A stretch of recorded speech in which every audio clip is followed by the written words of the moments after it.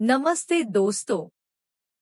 आज हम एक ऐसे जर्नी पार चले जो आपको लेकर जाएगी एक फैक्ट्री के अंदर। यहाँ बनता है एक ऐसा डिवाइस जो हमारे इलेक्ट्रिकल वर्ल्ड का बैकबोन है, डीसी ट्रांसफार्मर। इस वीडियो में हम स्टेप बाय स्टेप देखेंगे कि रॉ मटेरियल से लेकर फाइनल टेस्टिंग तक एक ट्रांसफार्मर कैसे बनाया जाता है। तो चलिए शुरू करते हैं इस इंजीनियरिंग के सफर को।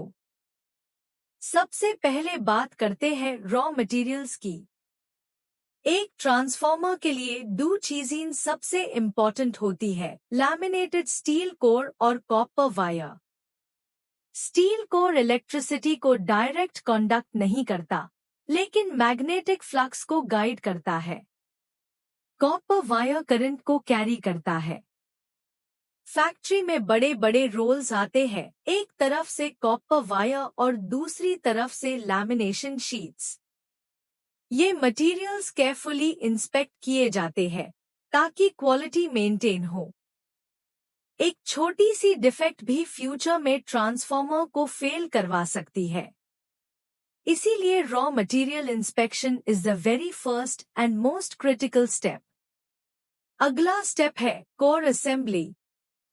कोर बनाने के लिए थिन स्टील शीट्स को एक एक करके स्टैक किया जाता है। इन शीट्स को स्पेशल कोटिंग दी जाती है ताकि अनमेन इलेक्ट्रिकल लॉसेस कम हो। ट्रांसफार्मर के एफिशिएंसी काफी हद तक इसी पर डिपेंड करती है। फैक्ट्री में ऑटोमेटिक स्टैकिंग मशीन्स होती है जो शीट्स को एकदम एक्यूरेट एंगल पर फिट करती है। एक बढ़िया मैग्नेटिक पाथ क्रिएट होता है जिसमें एडी करंट लॉसेस कम हो जाते हैं। आप देख सकते हो कि हर लैमिनेशन केयरफुली अरेंज किया जा रहा है। ये प्रोसेस पेशेंस और प्रिसिशन दोनों मांगता है।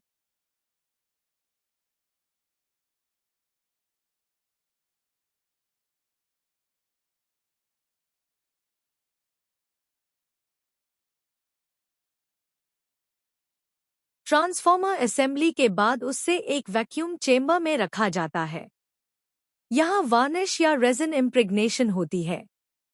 वैक्यूम का उसे करके एयर बबल्स रिमूव किए जाते हैं और वाइंडिंग के अंदर रेजिन फिल होता है। इसे ट्रांसफार्मर मॉइस्चर प्रूफ और स्ट्रॉन्ग बन जाता है। उसके बाद ट्रांसफार्मर को ओवन्स में ड्राई किया जाता है। हाई टेम्परेचर पर ड्राइंग से इंसुलेशन और स्ट्रॉन्ग हो जाता है। लार्ज ट्रांसफार्मर्स के लिए एक और स्टेप होता है, टैंकिंग और ऑयल फिलिंग। ट्रांसफार्मर को एक मेटल टैंक के अंदर माउंट किया जाता है। इस टैंक में इंसुलेटिंग ऑयल फिल किया जाता है जो हीट को डिसिपेट करता है और इंसुलेशन प्रोवाइड करता है। ऑयल का क्वालिटी भी हर बैच में टेस्ट किया जाता है, क्योंकि अगर ऑयल इम्प्योर हो तो ट्रांसफार्मर शॉर्ट सर्किट हो सकता है। इस प्रोसेस में पूरा सिस्टम एकदम एयरटाइट मेंटेन किया जाता है। अब सबसे क्रूशियल स्टेप है टेस्टिंग। हर ट्रांसफार्मर को अलग अलग टेस्ट से गुजरना पड़ता है, voltage test, current test, short circuit test, insulation resistance test और लोड एफिशिएंसी टेस्ट। फैक्ट्री के अंदर एक अलग टेस्टिंग बे होता है जहां हैवी इक्विपमेंट के साथ ट्रांसफार्मर्स को पुश किया जाता है लिमिट तक। हर डेटा रिकॉर्ड होता है और तभी ट्रांसफार्मर मार्केट के लिए रेडी होता है।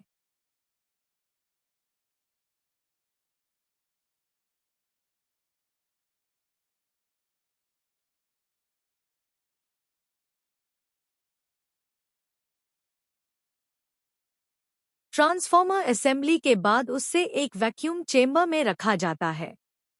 यहाँ वार्निश या रेजिन इम्प्रेग्नेशन होती है।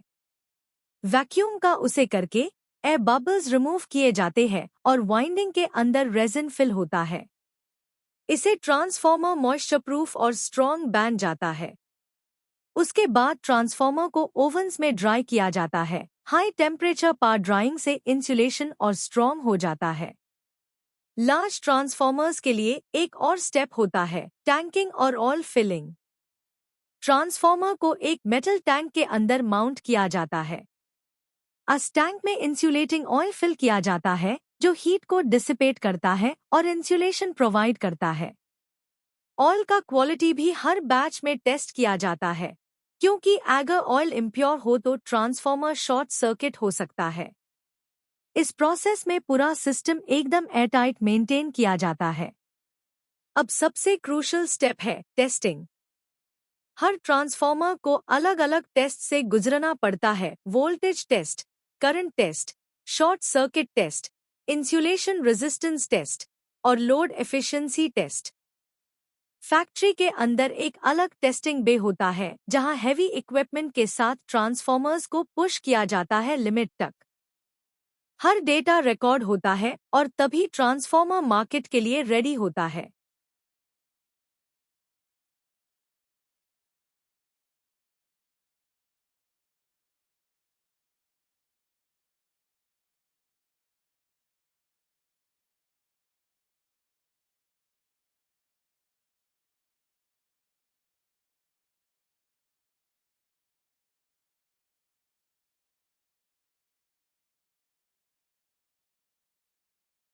और फाइनली ट्रांसफार्मर को पेंट किया जाता है, लेबलिंग होती है और डिस्पैच के लिए पैक किया जाता है। एक ट्रांसफार्मर बनाने में दिनों का टाइम लगता है और हर स्टेज पर हाई प्रिसिशन चाहिए होती है।